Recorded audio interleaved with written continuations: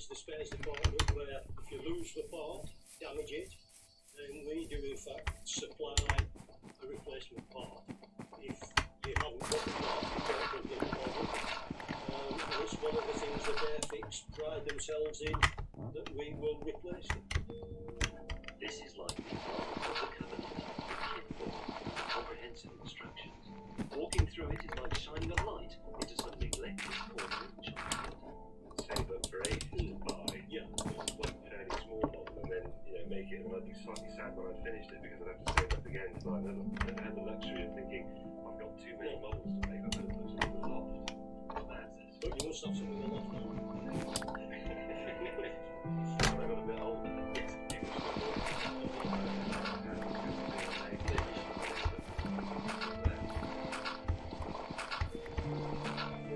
Finally, we make our way to the English department. Somewhere in here, plans for a Spitfire.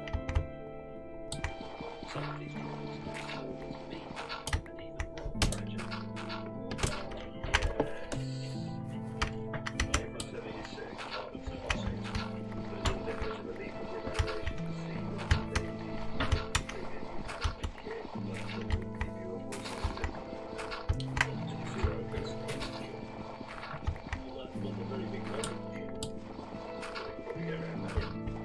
After slipping the priceless Spitfire drawings over my shirt, I visit one of the factories where Airfix kits are made, and its MD, Paul Blackmore.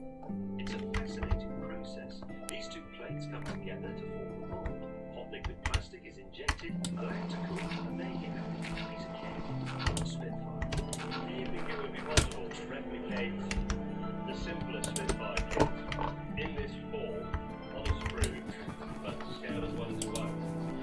So those fuselage halves are as big as a real Spitfire. Well, It's a size of its own, a weight of its own. You won't be able to provide a physical size of its own. I thought you might say that. I have to find another way. That's why I borrowed the drawings.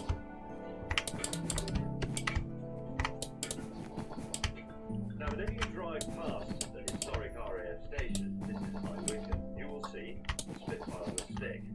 I hate to shatter your illusions now, but they're not real. They used to be in the olden days, but they were far too valuable to leave outside. They're worth millions of pounds. So people worked out a way of making replicas, which is exactly what that is.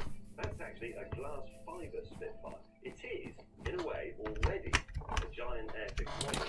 So whoever made that should be able to help me make a massive Airfix kit.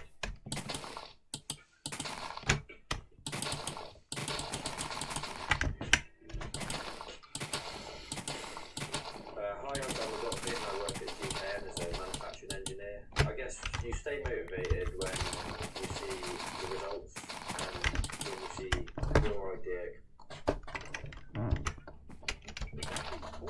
A company called Gengar makes glass fibre Spitfire lollipops. Job done? It is fantastic. Now, some of you will be watching this and thinking, well, these people already make something like a giant aeroplane kit, so what is the problem?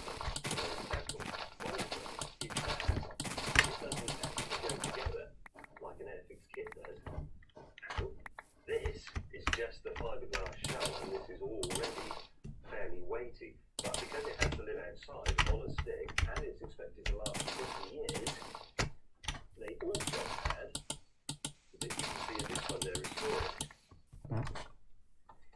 it's actually built around this massive steel frame, and in fact this replica Spitfire weighs almost as much as a real one, which is nearly 2 tons. I could put that. Time to meet displaced Brummy refugee Dave Hobson. Can he make me a giant Airfix kit that's strong enough to stand up, but light enough for children to handle? What I want to know is, can you make this like in a scale of 1 to 1? So that it looks like this, it's on the plastic runners, and kids and their mums and dads can build it, paint it, put the trousers on in a public place. Giant community Airfix modelling experience, but I need a massive kit. Do you actually realise the size of that? Do you have any idea how big? If you wanted to, Yeah, by the way. It's only something like 20 components. that size better. If you want it exactly like that. This isn't the sort of tool that won't dash for free. I'm not being difficult, we can certainly have a go. For that, I know this isn't going to be simple, and I know how to do this, but Dave showed me anyway. That's the whole width of the wing that you're asking us to build. You want me to make that in one structure? Well, on the bottom half. Make it light, make it strong. It's a big structure. I know it is, but it's not. You know, I didn't ask you to make a Lancaster faultner, did I? This is totally alien to what we normally do. I know it is. We build structures, like real aircraft, and they're asking us to build a hollow structure. Yes. It's like that first man I went to. He said he didn't know what he was doing, but it's okay because no one had ever been on television. No one's ever done this. You are a pioneer. You are the Wright brothers of giant aircraft models. Their main concern is that if they make it light enough, for my purposes, it'll be too floppy and too weak, and it won't stand up, which is why they're getting all the this unsupported wings nonsense. And admittedly, it's not the sort of materials and the sort of methods they're used to, but they're the nearest we have to a giant kit maker. So I think they'll do it, actually. I'll have to do it, otherwise I'll be fired. I've decided to keep the giant Spitfire as a complete surprise to my Airfix disciples. They still need more kit practice anyway. But the question is, should I break them in gently or make them suffer? This is a Chieftain tank. It's a massive, great hulk of metal part, weighs around 50 tons. But as an Airfix model, which is about that big, it drives you absolutely up the wall because all these wheels and these tracks are tiny little, impossibly fiddly bits. It really is utterly frustrating and actually hardly worth the bother. Righty. I send the package to the headmaster. Dear class, please find enclosed some tanks. These are quite fiddly, so please be patient and take your time. 2 boxes of tanks. Chieftain tanks, T62 tanks. I'm effectively asking modern children to spend a few evenings in the 1960s. I'd have them eating spam fritters as well, to get the full effect. You'll find that a bit too late. They're normally long distance. But here's something I hadn't reckoned. The dads. I did Airfixes when I was a kid all the time. I had Phantoms, I had tanks, I had everything. And aircraft carriers, the whole lot. You know, I'm still reliving my childhood, to be honest. Yeah, it's been It's a school day, so I decided we should have a school trip on a bus. In my day, we would amuse ourselves by making ring gestures and lorry drives.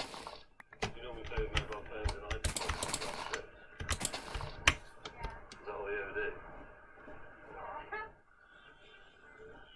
But let's wait until they see what I've lined up for them. This will make those long hours at the table getting a thick ear for putting paint on the carpet seem worthwhile. The chance to experience for real the thing they've just met in miniature.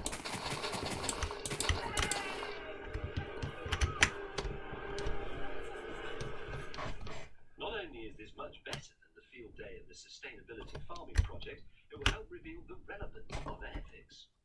Look, the whole point of making models when I was a kid is that they were supposed to be educational. The bloke who set up, or rather the bloke who ran, the Airfix Models factory was a mad historian. He was absolutely obsessed with it, and he thought everybody else should be. That's why he put on the instruction leaflets little bits of potted history of whatever you were making. It didn't matter if it was a tank or a model of the human skeleton or anything. You got the history, you got the story behind it. That way you learn stuff. That's what he wanted. So you must know something about tank. Was he what?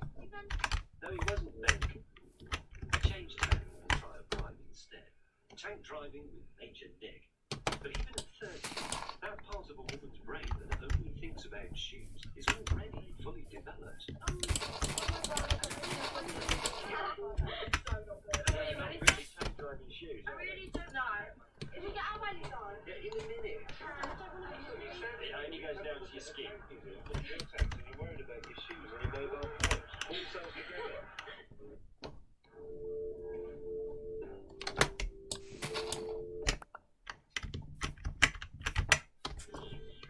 I'll do anything to persuade this lot that tanks are cool and that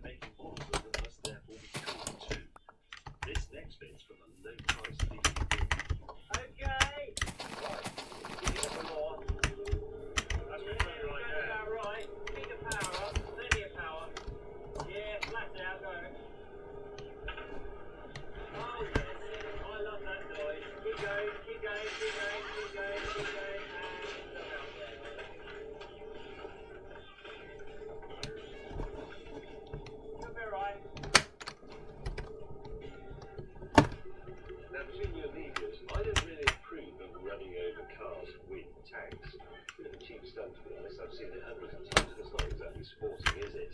But 13-year-old kids seem to like smashing things up, so if that's what it takes to get them on side, so be it.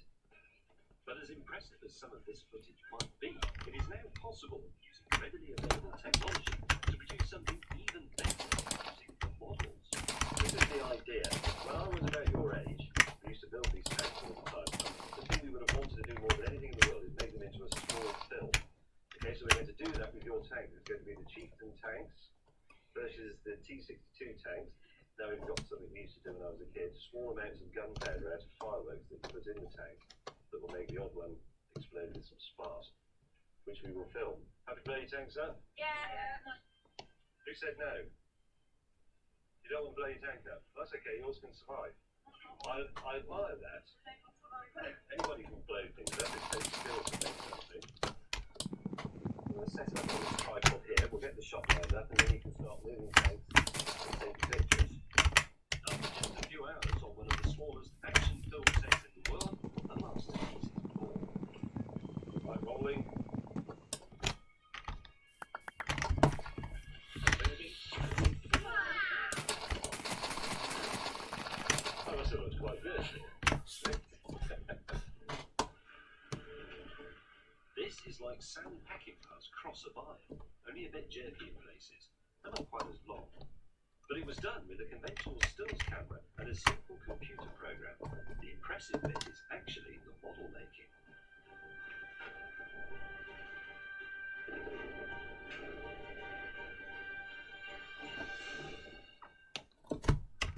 Blowing your newly completed Airfix model up with firework gunpowder or shooting at it with air rifles was perfectly normal. It was a rite of passage. But interestingly, there was one boy there who didn't want to do it. The quiet lad, Tom. He didn't want to shoot at it. He didn't want to blow it up. He wanted to keep his tank that he'd made. His tank that he'd made particularly well. Tom will go far, I think. Tom is not completely alone. There are signs that the Airfix resistance is cracking.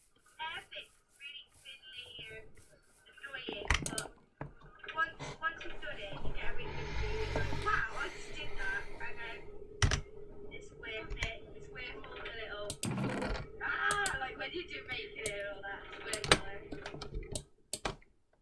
What's amazing though is that even in 2009, the Spitfire remains the most popular Airfix kit. Why is this? Why are we totally transfixed by an aeroplane that is chronologically closer to the Wright brothers than it is to aircraft of today? It's a very good question. And in order to answer it, I've decided to indulge myself in some gratuitous Spitfire history.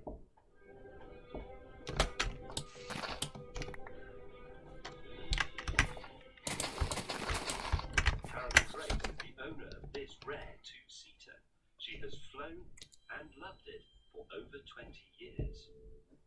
What is it about Spitfires in particular? I mean, of all the aeroplanes from that era, this one is, it just endures in a strange way. The Spitfire it fulfills all your senses. It sounds wonderful, it looks beautiful, and it is just superb to fly, and they knew that in the war. And I think it because it's a British design at its very best, I think it covered everything. Did you ever make an Airfix Spitfire? My son did. Richard did. Well, he never painted them, so he always ended up shooting them or burning them. Yes, we should point out that Carolyn's son looks after real aeroplanes these days, including mine, actually. I might find someone else. Time to get suited up. As with all military clothing, one size is designed to fit no one. It's a bit short in the leg, but I'll take it.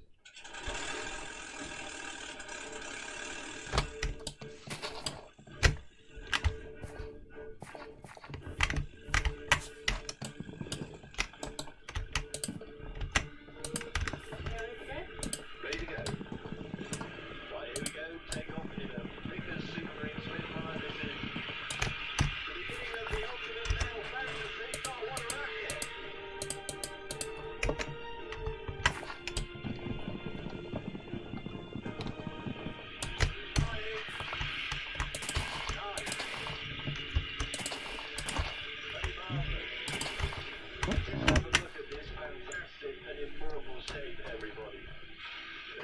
this way for a very good aerodynamic reason. The slip fuselage is more streamlined, but it's strong. The elliptical wing, just have a look at them. They're absolutely fabulous. Here we go.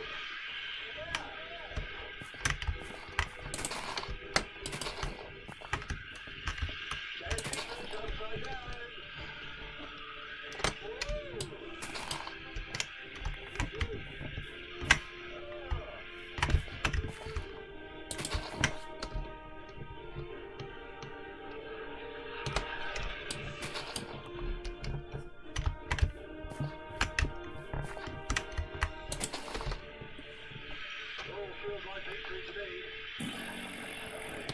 Carolyn then fulfills a lifelong ambition for me. With the immortal words, "You have control." Red sexy paleo. Sorry, that's a bit childish, but I have to do it.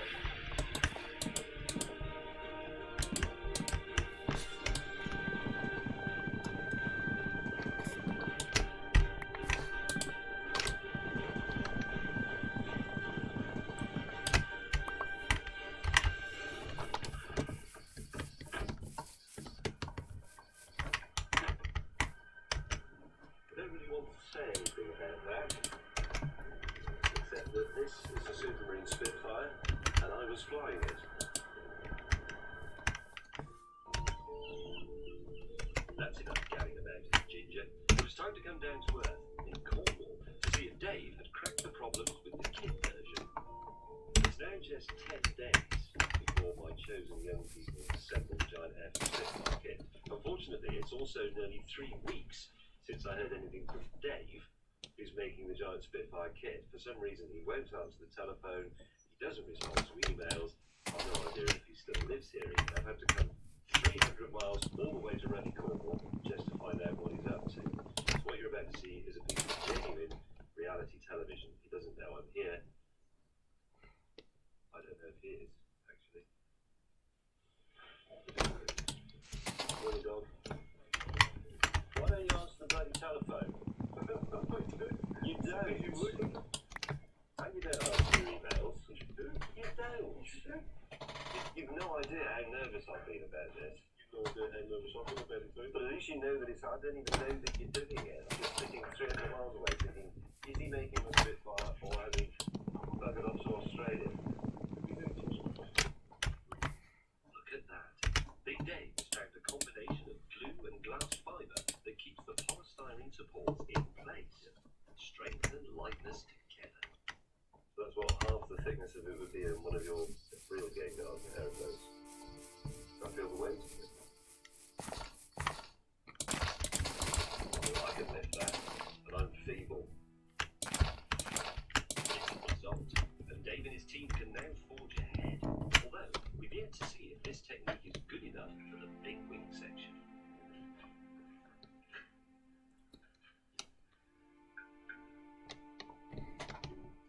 But there's one job I'm not entrusting today, making the liner a critical component. I'd like it to be a full-size likeness of me, and as the job involves laying hands on me, I rejected the big Browning and instead I'm going to visit someone called Poppy in her Chessington studio. Not shared. Heard about this? Airfix Spitfire. Right. And I need to be presented as a pilot. And I want to have my I'm taking it this time. So it needs to be in that position, holding the joystick. And Well, we've got quite a lot of hair, so we'll have to get rid of that first. We won't do that. We'll use Paul's hat. So, see what it looks like with no hair. And then we'll start doing a face first, and then we'll work on it. right, So, including the joystick.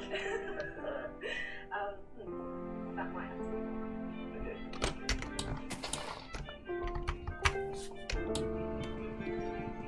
What's the weirdest request you've ever had? I have been asked about a gentleman who wanted to use a program, and he said that he'd like to use a certain part of his body as the tool.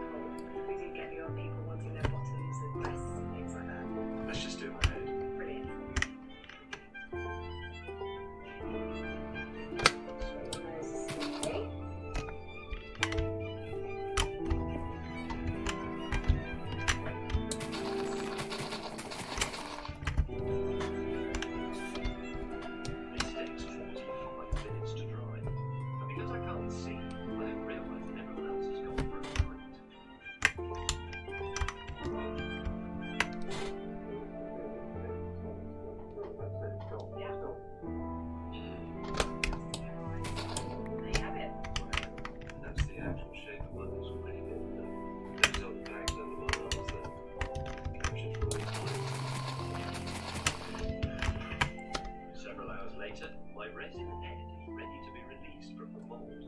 appropriately attired.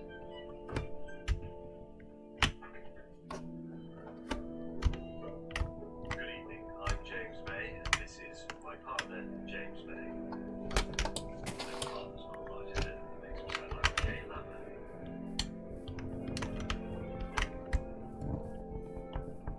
I'm not entirely sure about your eyes, you know, mate. How do you feel about being part of the world's largest air-fixed Spitfire? You do realise that once you're stuck inside that fuselage, you're going to be in there pretty much forever. Or at least until someone shoots at you with a giant air gun, or blows you up with gunpowder from some giant bangers.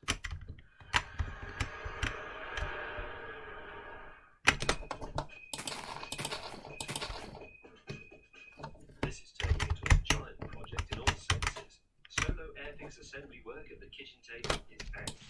Modelling apprentices now need to learn to work as a team, and I know the perfect training location, the Jaguar factory at Castle Bromwich. Now, a lot of cars have been made in this factory over the years, ever since the 1950s, but the factory wasn't actually built to make cars at all. What was it built for? Does anybody know? It was made to build Spitfires. So today, we're going to build Spitfires. And what's more, they're going to make this kit, okay, but we're going to do it in an organised way, exactly like in this factory. Makes sense? Can you do it? Arrange yourselves around the table.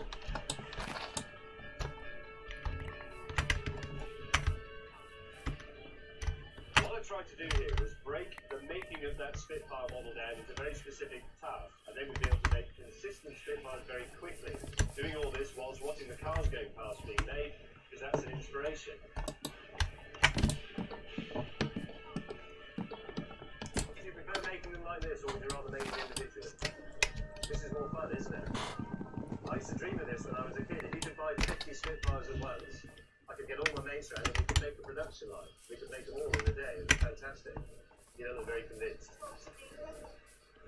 Give them away to a museum or something. Or shoot at them, as usual. But look at this. They're making airfix without any bullying from me. Although I have said they can't eat until they've made at least 6 Spitfires. Hannah, let's just finish our jobs before we start assembling the cockpit. I've only got one more of these to do. Starting to see evidence of systematic working. Maybe it happens naturally when you put people together, but look, there's a little propeller assembly line going on there. There's some instrument panels being made in series there, and most impressively, come and see this. This man clearly has the right sort of mind for this. Look at that, he's ahead. Within 2 hours, Spitfires are rolling out of Castle Bromwich once more. It's a fantastic effort, because I said this was an easy kit. It's actually extremely tricky. It's got very difficult stuff inside the cockpit and the flaps under the wings, and they've done it excellently. I'm quite moved by it. I think they're ready. Well, they might be in the Midlands, but down in Cornwall, Dave is still not sure that the polystyrene bracing system will be good enough for the bigger bits. That's the bottom one. Then across there is 34 foot. And the wing tips on, which the tips on that side of the wing there, that then becomes 36 foot, because that's the wingspan of the Spitfire. But they wanted that in one place. And then we tried the top wing on, exactly as the way to cut it out. As soon as we did that, we got the top wing on it went. And that's exactly what we said it would do. So I don't have any idea if it's going to work tomorrow. This was taken 16 hours extra to do. Everybody's so tired there that we run, we've passed the adrenaline. We've gone past 48 hours of no sleep. Well, James is probably tucked up somewhere in bed, fast asleep.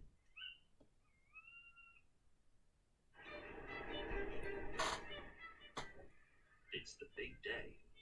The giant kit has arrived at RAF Cosford.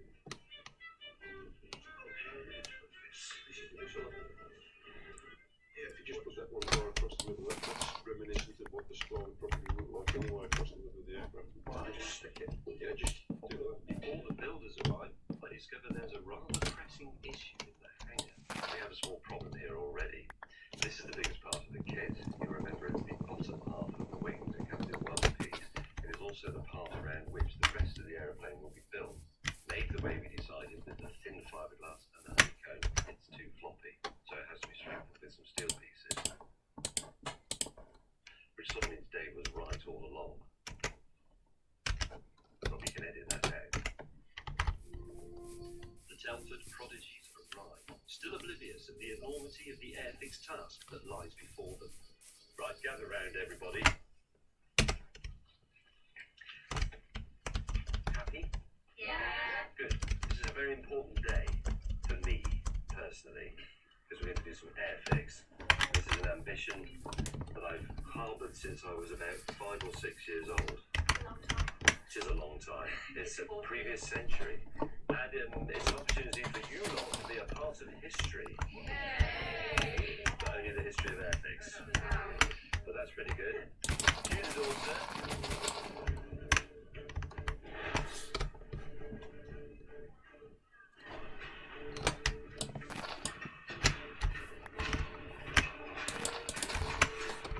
Let's box with artwork. It's a Spitfire. When I saw the kit, I was like, oh my god, we're never going to be able to do this because it was absolutely massive. I was really shocked that it was actually that big, and I was like, how are we going to stick this together with glue like that?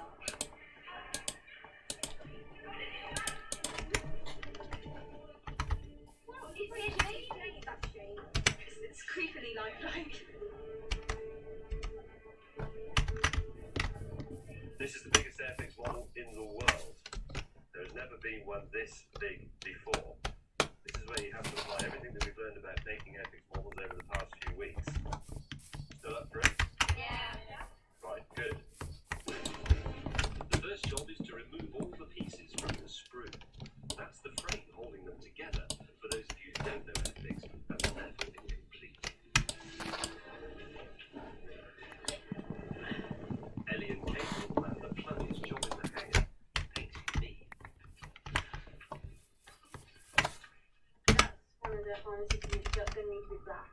Yeah, this will be yellow because it's a life jacket. Yeah, and they can be black as well. Yeah, they're cool. But it's not long before we hit a problem. The steel reinforcements have, after all, made that big wing piece a bit weighty.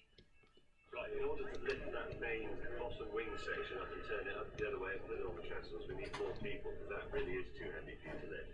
So if you're going to find one other person, there's Air Force cadets, there's a fat bloke from Birmingham over there, some of you have got mums and dads and things here.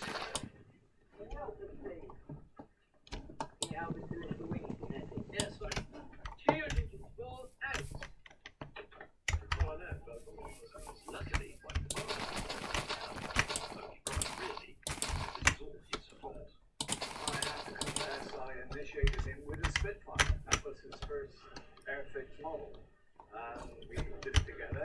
Then it was a gift for him to start with in the local newsagent shop with an airfix kit. And then he became a regular visitor to the local newsagents and saved up enough money to buy the next kit and the next kit and so on.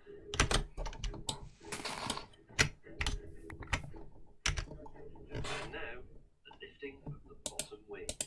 I feel a bit confused. They have an airfix model to build, and not for the first time, dads have taken over.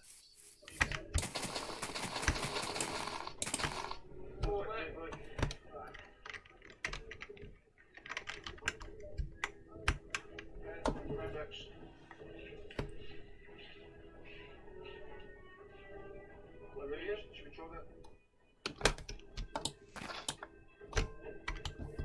That's fine. Success. The biggest piece is in position, and perhaps more surprisingly, still one piece. Now youth exuberance can be added to the mix, gluing together the two halves of the fuselage. This is tricky when they're 5 inches long. These ones are almost 30 feet.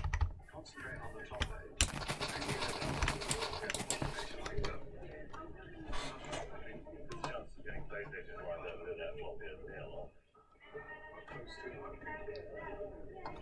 Good thinking, Dad. Let's do that. The That's my boy.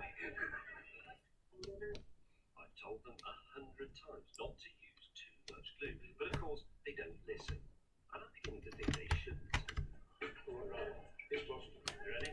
3, 2, 1, glue.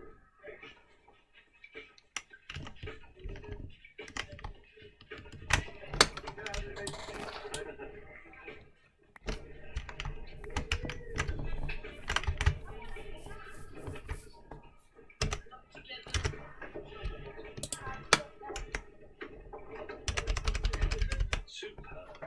The fuselage is now one piece. That is set aside to dry while we add the top halves wings. 3, 2, 1, gently up. Careful.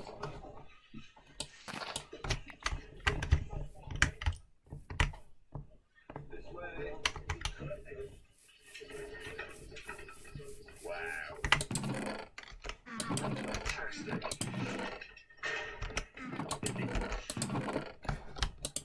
I know this is going to sound a bit nerdy and sentimental for a 46-year-old man, but this is actually something I dreamt about when I was about 6 or 7 years old. Could you make an Airfix model the size of a real aeroplane? And there it is, look. There are the wings of the giant Airfix. There are the wings of the original kit. There's the giant Airfix fuselage. There's the original Airfix fuselage. I never thought that would actually happen. But there it is. That's excellent. With the aeroplane coming together, Ellie and Caitlin are doing my body no justice. You have a lot of paint on your head. Yeah, we did it first. Well, then, what was cleaning off? We're about to get some more. Can you have your lunch very quickly and then get back to me? You've got to go. That's why we're doing that. I'm going to see Beyonce. Beyonce. You don't know who Beyonce, you actually joking me. Do you know who's Beyonce? Yeah, American singer. Well, you go to a concert. Yeah. So you're saying you're going to go and see Beyonce rather than stand here? Beyonce. Beyonce. You'd rather do that than stay here and paint a big plastic model of me? We tried to do both. Well, you haven't done very well. You've done the boots and you've got brown paint on the boots. Ellie, that And was you've done the Caitlin. half That was your trousers. that was your blue. That was mine. Bye.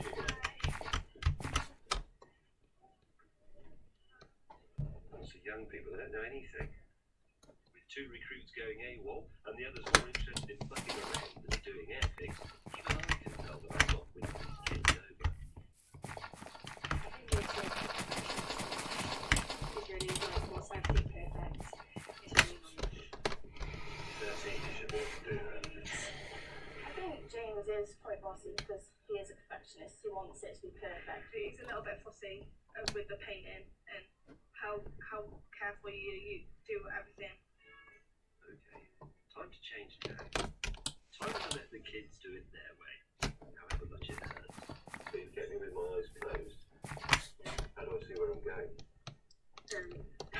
Or am I just having a bad moment on approach? Just sneezed, okay. I'm not convinced that he really wanted to let anybody else play with this other than himself. You put a few hairs up my nose as well. Yeah, try and make it as realistic. Right. It's doing very well not to shoot them all away and roll his own sleeves up and do it all himself, I think. I allowed Connor to replace me as foreman. I taught him well. There's little bits of blue here and there. One of it maybe another colour. And it's been a bit messy with that paint on there. So I end up splattering it all over the floor. I need someone for a very dangerous job. You do everything. Hoisting the fuselage onto the wings is a top job for any Airfix fanatic. But I graciously allowed Tom to be the main man here. Chain that lifts the Spitfire up into the air to the wings. No pressure, Tom. If it breaks, everyone will hate you. It's a tense moment. If my polystyrene ribbing isn't strong enough, the fuselage will now break up in mid-air.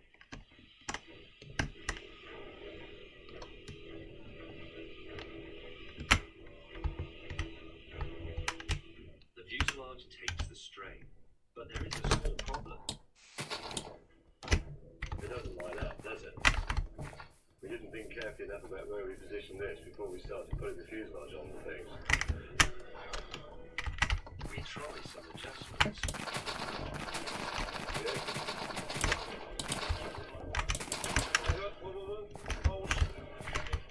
But even then, we have to resort to a power source.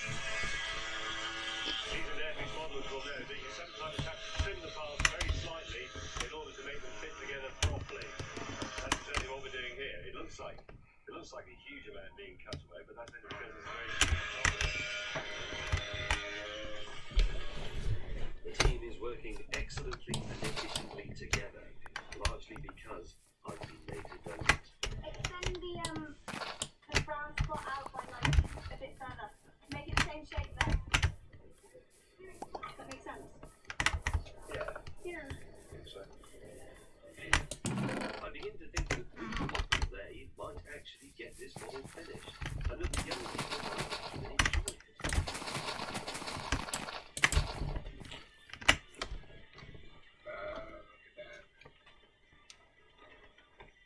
That's looking like a real Spitfire. Put it a bit more to the left. Okay, Connor, you reaching okay there? Let's go to bed. The Spitfire is progressing well, but we're almost out of time. But what the workers don't know is that I've arranged for their models to be revealed not just to their families, but to people who actually flew these planes in the war. What sort of quality or what's made on the paper side? How they're going to build up a bright side model of the Spitfire, I think will be extraordinary. I'm looking forward very much to seeing it. I think it's brilliant. Well, I expect it to be of a very high standard. But there's one last critical job to be done. Everything that has been achieved up until this moment is effectively pointless, because the true test of this Spitfire is whether or not it will stand on its own wheels when the trestles and the props are taken away. And it's not only the Spitfire that has to rest on those wheels, it's the reputation of Big Dave from Cornwall. In the next 10 or 15 seconds, he could be a broken man. The wheels are put on, and the aeroplane must be winched down, whether it's before itself or when the kit and legs will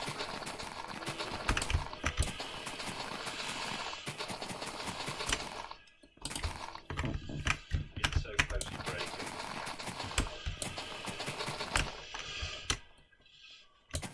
So officially dead. Congratulations. Good work. We've done it. The world's biggest Airfix model is complete.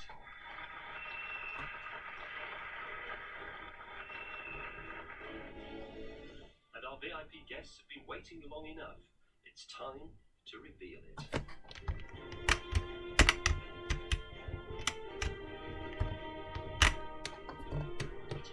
Be gentle. Be gentle.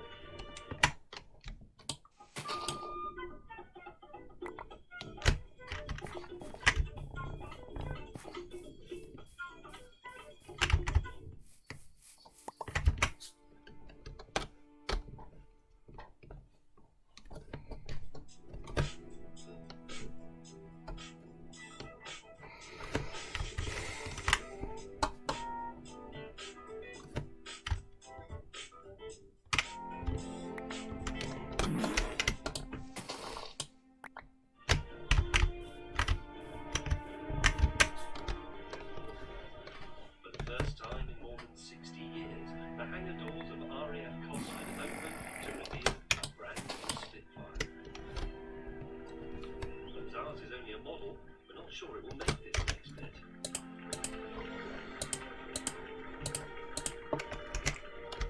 Simply crossing the hangar threshold is a mighty undertaking for this Spitfire. Yes. A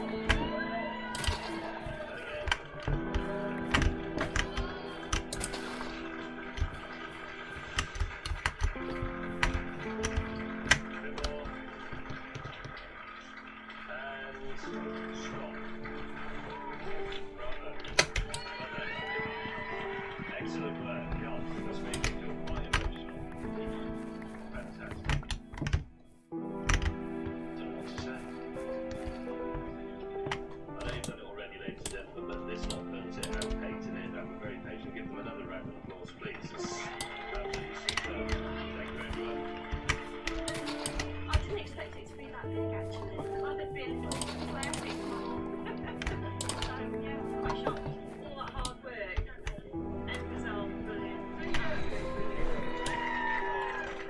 much better than I expected with all the smoke as well. He made us really proud, didn't he? Being all that, it was fabulous, really good. Beside my dad, my mum has also come along with the young lady. What do you think about that? I never doubted for a moment that you and the team would achieve what you set out to do. I suppose I think there's some very lovely things to say about that. But what did real Spitfire pilots make of our model? Was it up to scratch? Well, I'd say the paint job. We've got the colour fine. Absolutely terrific. They looked just like very, very clever. Funny how you did it. And they were beautiful. Congratulations, you wonderful what you've done. Thank you. I'm really proud of yourself. We must have done a good job, because we earned the approval of none other than the General Manager of the RAF Museum at Cosford, Alex Medhurst. Might put it in our exhibition. You will. Oh, yeah, that will you? Because we haven't got home, my friend. You will. Excellent. Right, there you go. It's not a home.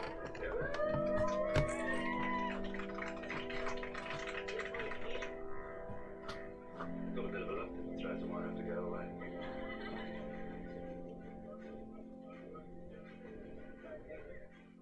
But the real test for me is, did a new generation enjoy it, or have I put them off Airfix forever? I do feel proud of what we've achieved. We've made the whole life-size Spitfire out of Airfix. I think that because of doing that, I probably will actually do a lot more Airfix in the future.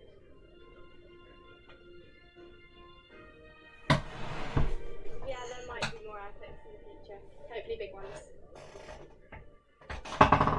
Some of the boys will probably carry on building it. The girls will or not, I don't know. But my house is now full of Spitfires, so thank you very much. So, you see, it's just possible that this great old hobby still has something going for it. And our Spitfire can stand as a monument to what it's all about. One day, these children will be as old as me, but maybe they'll bring their children to this museum, and they'll look at the Spitfire that they built and they'll say, that's what it was all about. That is the spirit of Airfix.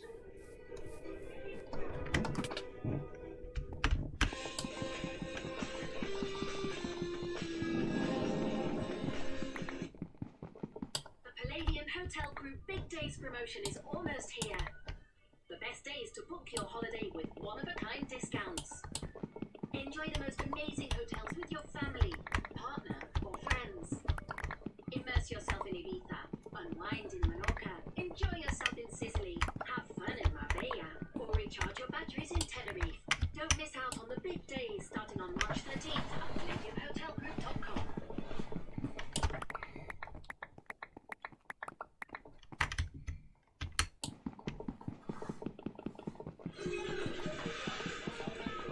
This week, Scale Extra.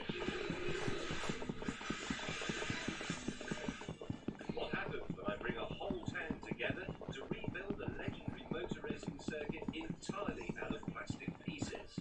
You are here to race! Come on, Aston! And who will win the race of the century? The plucky locals? Will you practice then? Yeah. Or people who take it too seriously. I very much doubt they'll keep up with the Scottish team.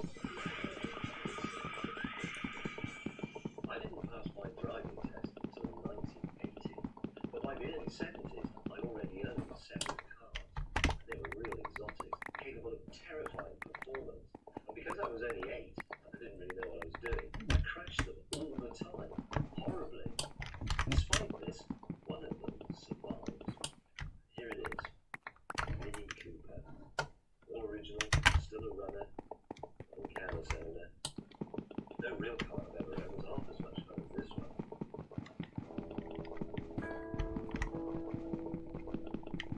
Scale Extra is still with us, but somehow, and like a burnt-out motor, it has started to reap faintly of past glory.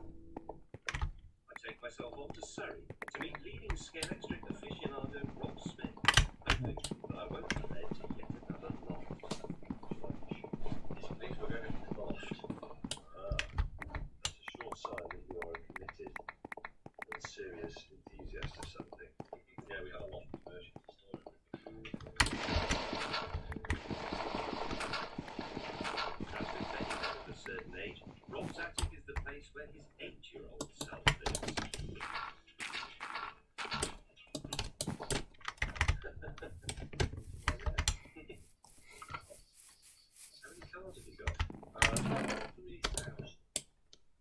from 57 right through till lots of them arrived yesterday. Really? You're a married man, aren't you? I am. Did anybody ever say, haven't you got enough scale extra there? She does say that quite often. Say that quite often. Well, no, obviously. Rob is what's known in the trade as a scale extra nerd. Fred Francis in the late 50s from Mini Models Limited took a range of tin models that he made that were called Scale X, with an electric motor in them. Scale X plus electric became Scale Extra.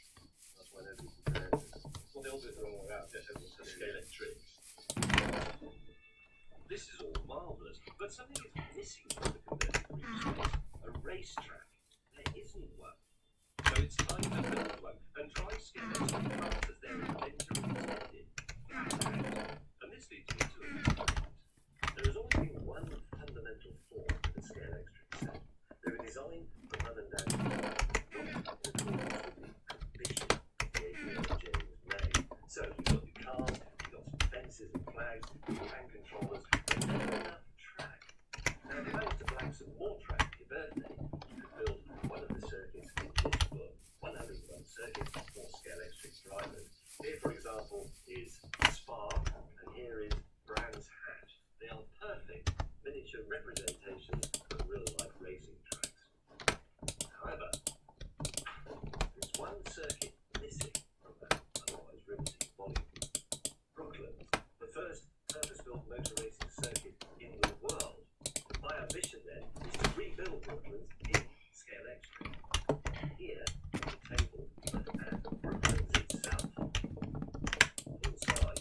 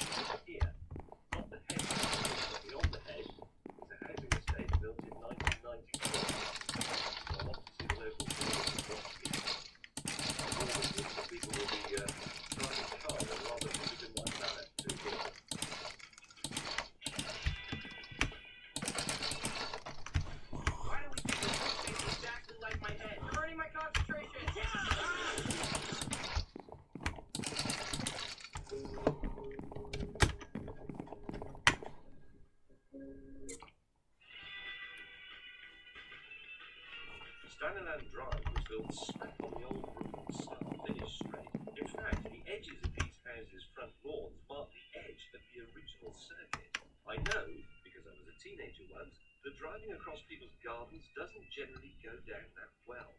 At least not without permission.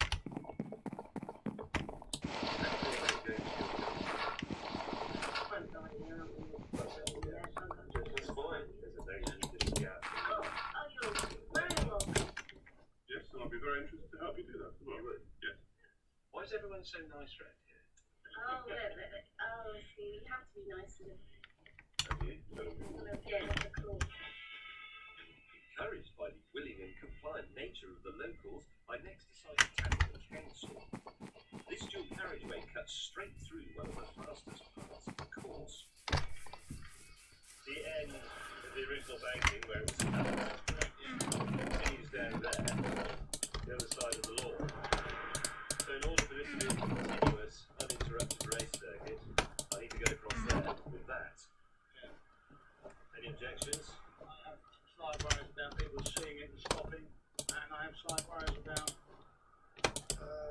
lorries stripping it up. There are so many obstacles on this so-called racing circuit that overcoming them all is a job for a dedicated expert. And the perfect man for the job, or at least the cheapest, is project manager Simo. Right, very good. What do you think?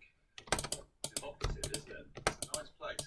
If you listen very, very carefully, you can still hear the sound of Diana Bonato Walker's Bentley reverberating through the trees.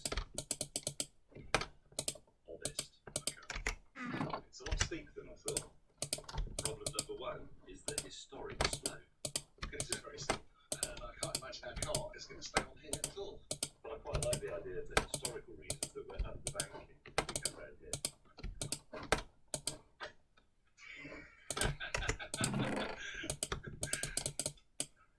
So that's one decision. Our track will be built on the flat. Problem number two will be the venue. This is the breakdown of the course. Well, that's it. I'll do it. It's not going to be the world making track. Oh, not only that, look. Oh, God. It's a chasm. Some of the fences are more than 14 feet high. I'm going to go over that. That's 450 scale feet for those of you with an interest in pointless arithmetic. As long as you can't get off like that, can you? That's good. And then there are the water features, including a river. Can you do a jump? Not to mention this load of old car. If we were being true to form, we would go straight up this pond. Then you've got to drive from up here, in fact. It'd be great because you'll see that as the car's there, there'll be a little bit of this. It would be great. I like the jeopardy of having to drive from this bridge across the pond, knowing that if you get it wrong, the car goes in the drink and is lost forever. The final obstacle confronts us in the HQ of a global personal hygiene empire, and it is the most feared of scale-extric perils. You have to get up the stairs. Well, we've got to get up to the first floor. It's quite steep, but It's quite steep. it's a good challenge. And just when it looks like things can't get any harder, something else occurs to us about our giant outdoor electric toy challenge. What happens if it rains?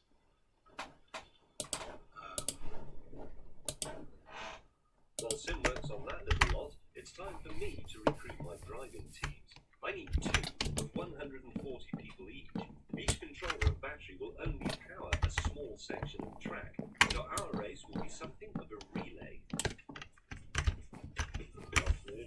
One team, I've decided, will be made up of die-hard, trigger-happy, scale-extric enthusiasts.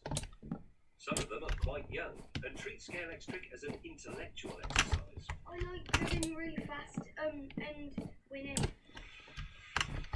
I like getting new cars and everything.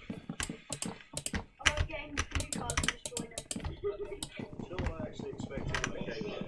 I'll be brief, as I expected a load of nerdy old blokes going, oh, my tyres are not. Yeah, we didn't really have them today. We got them today. But yeah, we got them in the way because not today. The children are already pretty good and have twitchy fingers. What must Thursday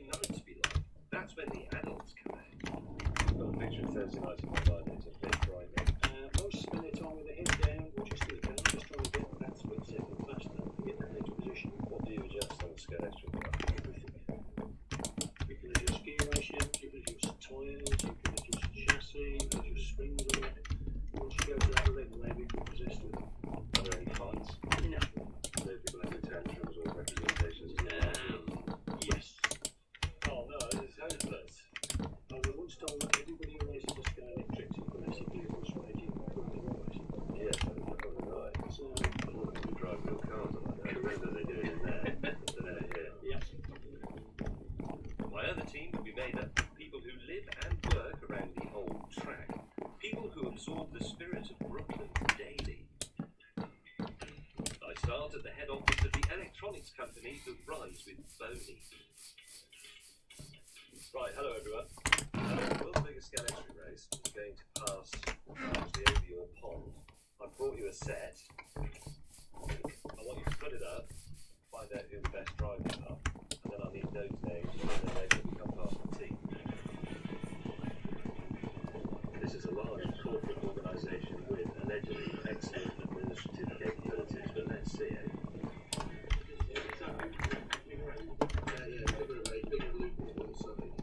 Do you need to have a meeting or a PowerPoint presentation or something? Always. That's really tight. They can always try looking at the helpful diagram on the box then, but perhaps that's just me being boring. There are only 12 Scalectric track sections, and there isn't one that's that shape. I promise you that. Wrong.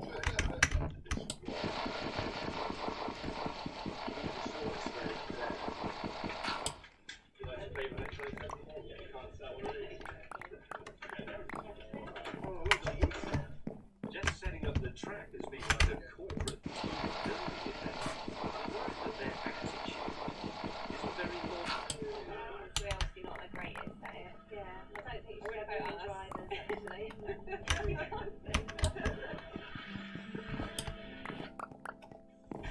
Enjoy YouTube Shorts with a limited budget data on Google Pixel 7 Pro.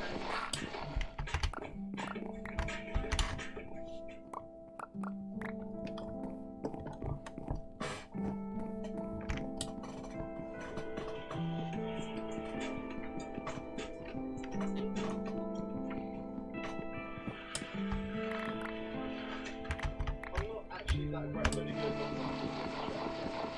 We might need a few people to put it on.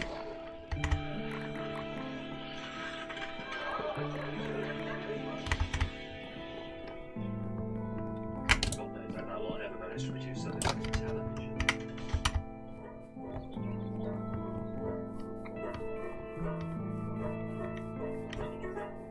Taking a break from driver training, I step outside to see how Sim is getting on with his low-budget solution to crossing the pond.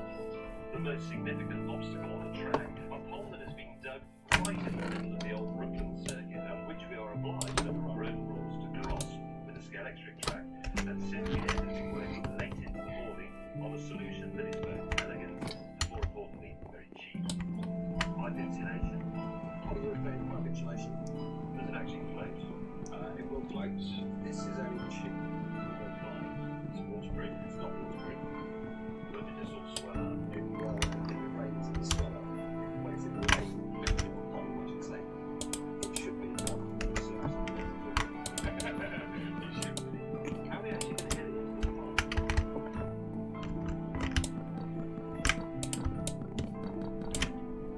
It's very murky, Sid.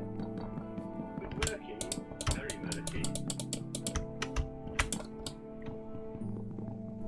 James, you can swim, can't you? Not very well, actually. Okay, right, Sid, it is.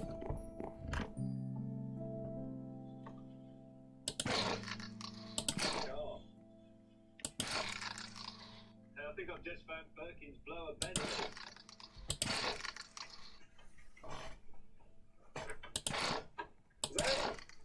James, we've run out of track. It's not a good start, is it? How did you run out of track? I know, it's not here yet. One important detail there. Yes. Seriously, where is it?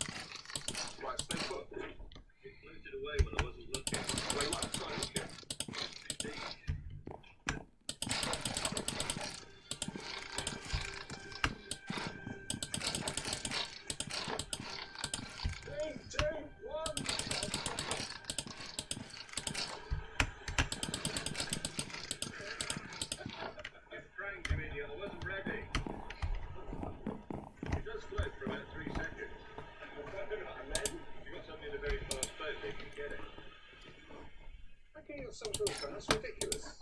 Well, oh, look at that. There's a hole in it, for Pete's sake. You knew there was a hole in it, didn't you? Right, I'm going home. Look at that, I can make 2 jets of water play upon each other in an artistic fashion.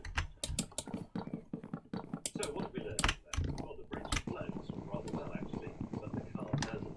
If the car comes off on the bridge, it will sink into the pond and be lost forever. With the pond crossing sorted, it's time to see how our toy cars will cope with the steep ramps needed to scale the fences. Rather well, as it turns out. Ooh, how is it? I think we could have the makings of an Olympic sport here. Piece of cake. Oh, Jane! Let it have more legs. Do you reckon it would go vertical? Look at that. We still got power. So, Sim's answer that the stairs at the Grooming Products HQ is actually a bit unnecessary. Very good. Yeah. Inside track. Side. Off you go.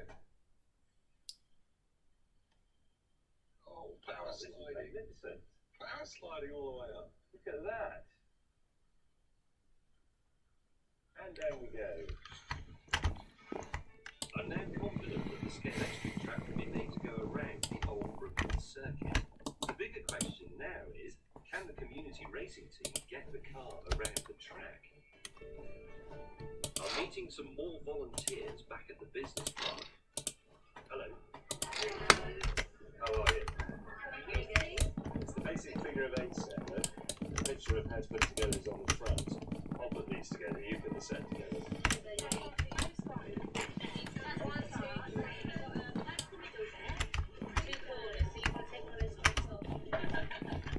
As you'd expect of purveyors of educational toys, it takes this lot just 2 minutes to put the set together. Unfortunately, none of them has ever actually played Scale Extra before.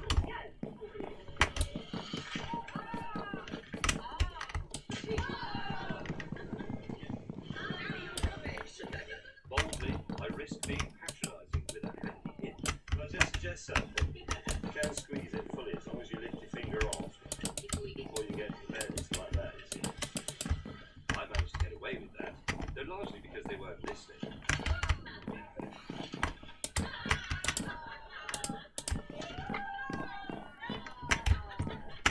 Will you practice then? Seriously, because I said I would, but I'm starting to take it quite seriously. Every lunchtime and every tea break. Yeah. I suppose it is the early learning centre. But this has got me thinking. Scale electric driving is worthy of some scientific analysis. A better understanding of how these cars behave may be the key to keeping them shiny side up. Now, scale electric cars crash all the time, and simply not crashing may be the key to winning. But what actually happens during a scale electric crash? With the help of Simon here, and his computer, and his very, very high-speed camera, we can slow down the typical high-speed scale electric accident. Normally, this all happens far too quickly, but in slow motion, we can see what goes wrong and learn from it, and so can my community racers. Here it comes. First, here's what happens if you just barrel carelessly into the bend. As you can see, the rear wheel is lifting, and the car is in fact rolling over. This is strangely fascinating. This is a groove. So I tried a slightly more intelligent cornering technique. In, a bit of power on there. That was its potential. So I put the power down slightly later in the bend on the second one. So obviously, putting the power down too early tips it as well. If it rolls, yeah. And then that was just slow into the bend is a good technique. So when I have a finger, could be enough to save the day. What this proves, possibly, is that driving a scale electric car is more like driving a real car than I thought. Brake before the bend, accelerate through it. So a bit of cornering practice in a real car will pay dividends when piloting a scale model with one finger. Probably. This is the Mercedes-Benz test track, which is inside the old Brooklands circuit. We're taking 6 of our community drivers, people who are going to be tackling particularly difficult parts of the track, and sending them here for a bit of driving training. Then we get them to do the same thing in the scale extract. Clear? Good. Tom, Tony, is convinced by my thinking on this. I'm definitely looking forward to the day, although scale extract's not my strongest point at the moment. I hope that will get better over the course of the day. But Clara revealed something we didn't know about her. Very scared. I already passed my test about 2 weeks ago and haven't been driving since, so I haven't driven since my tests. Driving tips from the instructors come thick and fast. It's just a legal form for me. That's it, that didn't come through the way that's perfect. That's straight on, don't worry, that's okay. And Tom isn't doing brilliantly either. Right, back on the speed limit.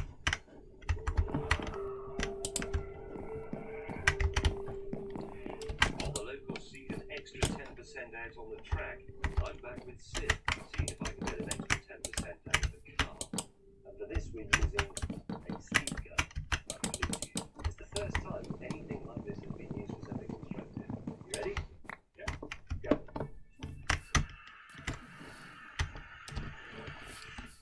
Thank you. 13 miles an hour. But there's something else. You see, scale extra cars these days are fitted with magnets that help keep them stuck over the track.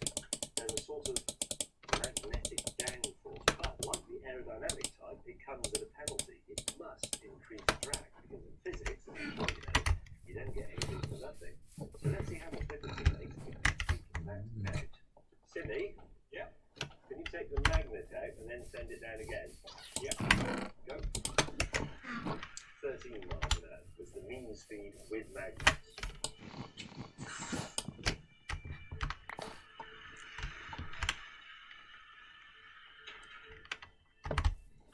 14 miles an hour. So let's call it 1 mile an hour faster, which means over a distance of 2.8 miles, the car without magnets would be, well, faster. Or would it? Now this is the simplest skeleton circuit you can have. It's just a circle. I have it rigged up to a train set controller with a knob so I can control the power very accurately. Here is our line lever with no magnets. Put it on the inside track. Set it going. That's power 1, 2, 3, 4, 5, 6.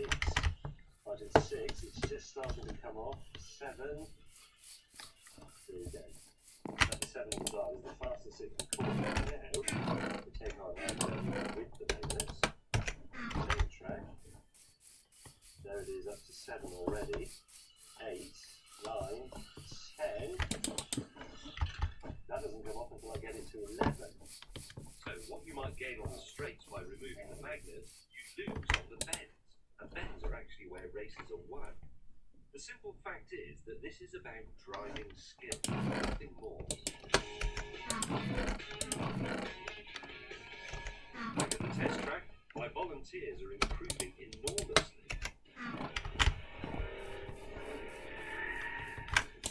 Car straight.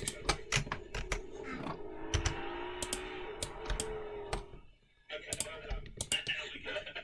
There it is.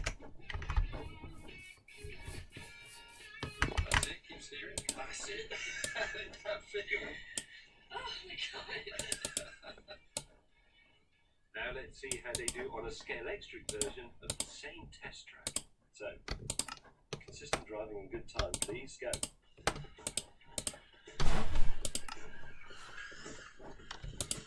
Incredibly, it has made a difference. Now all they need to do is pass on this newfound knowledge to the other 136 members of the Brooklands team. Easy.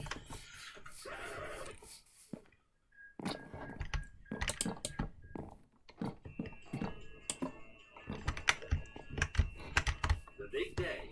In just 6 hours' time, the two teams will join in mortal motorsport combat.